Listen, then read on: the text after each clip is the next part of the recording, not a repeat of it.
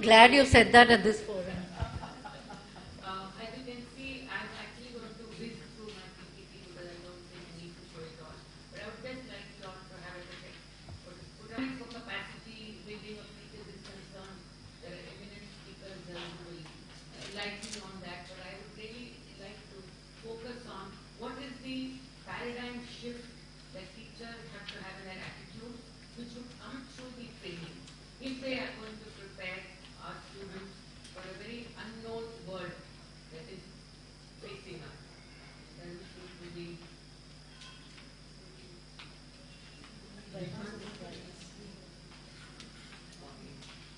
I'm just going through these because I really don't have time to go through the entire thing. Here are some of the features that you need to look at. You know, how I look at the world is that you have this huge lake and there's this man who goes and plants a tiny lily, and people laugh at him and say that, you know, it's going to take donkey's years to fill up the lake. But 20 days later, when the entire village goes to see, they see that 50% of the lake is already covered. Look at the speed at which it has moved, and that is the speed at which life is moving at the moment. So if you look at the analogy, what are we preparing our kids for? Is a textbook that important? Or are the qualities that you need to face an ever-changing world with unknown challenges? Is that what we need to look at when we talk to our kids? So you have to inspire in them a desire to learn. Not just rote learn, but to have a voice about what they are learning, to be able to discuss, to have belief in values and in themselves, have confidence. And if you give them all this, they will tomorrow make informed decisions. And to get children to be like this, we have to depend on the teachers. And are we training our teachers to do that? Just as Professor Dinesh said just now, large percentage of teachers are completely unaware of what they need to do. What do they need to do to invest in the young people for a better future?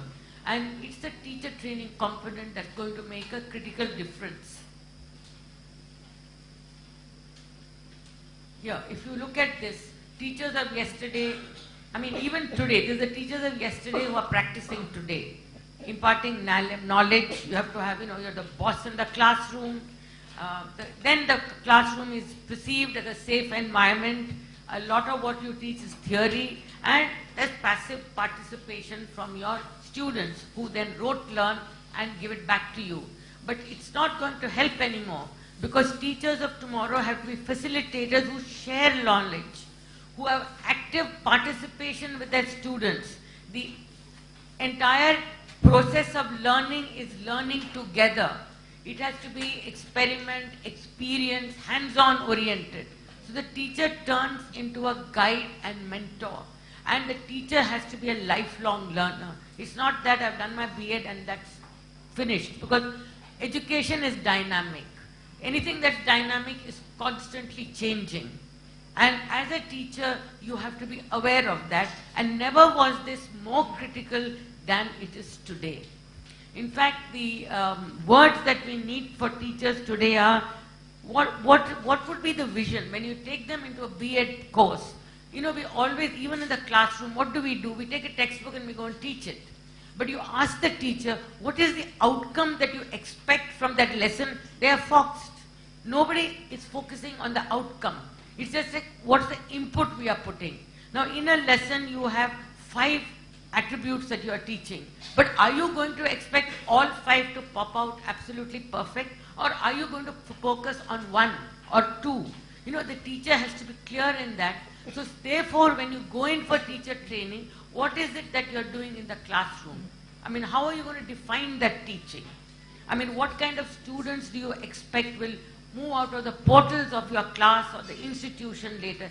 That's the outcome that you need to be focused on. So the teacher must understand he or she is there to nurture, to motivate, to facilitate, and to mentor. That's the primary duty. And what is the outcome you expect from the students? You would want them to be empathetic, you would want them to be engaged, you would want them to excel. And these two are very rarely brought together. I have learnt it only through experience. I never learnt it in the classroom when I was going through my B.Ed training. I remember one of my compulsory papers was to embroider a handkerchief. Until today, I am trying to fathom how it helped me to be a good teacher. So the teachers tomorrow are preparing students for the unknown. So teacher training has to, I think, with excellent institutions like NCERT, need to focus on what are the attributes that our students need for tomorrow and how can these be included into the teacher training so that the teachers are empowered. You know, as the principal of a school, I eventually gave up and preferred to take fresh recruits from B.Ed colleges so that I could train them all over again. To be able to look at children as people to be nurtured. And so, as I'm reaching my 1 minute, anyway, I wanted to also say that, you know, I also would like to support what Lakshmi mentioned, that just having fabulous infrastructure does not necessarily make a wonderful school.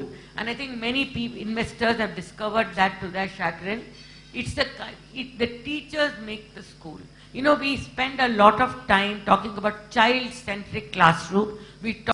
If India has to take its place on the world map tomorrow, it will be in the hands of the teachers whom we are able to train. Because it is through them that you are going to reach the young people. And I'd like to leave with a thought that I picked up from Khalil Gibran. He says, education is a journey. And the teacher is a guide who holds the child and takes the child up to the door. And there you leave the child. Thereafter, it's a journey he makes on his own. But how successful he is in that journey depends on how you have led the child there. And in tomorrow's world, if you don't have the stomach for taking risks, if you don't have the stomach for innovation, if you don't have the stomach for creativity, you will never be up there in the stars. So my earnest request to everybody is, please advocate for teacher training in a new manner as much as possible. Thank you.